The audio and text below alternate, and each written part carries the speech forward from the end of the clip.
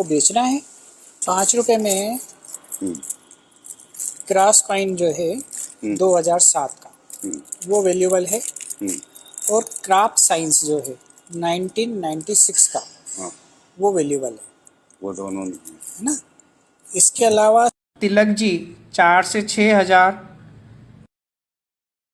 डांडी मार्च copper और निकल 3.5 से 5,000, khadi and village copper nickel वाला 3.5 से 5,000, फर्स्ट वार ऑफ इंडिपेंडेंस 4 से 5,500, संत तिरुवल्लुवर जो है वो थोड़ा वैल्यूएबल है, मतलब ठीक है, उसके 100 रुपए मिल जाते हैं। बाकी ये सब तो कॉमन कॉइन है। सिर्फ रेट पता करना देश नहीं है सब, और भी रखे हैं मेरे पास। अच्छा, एक एक दो दो पीस छोड़ भी रखे हैं मैंने उसमें।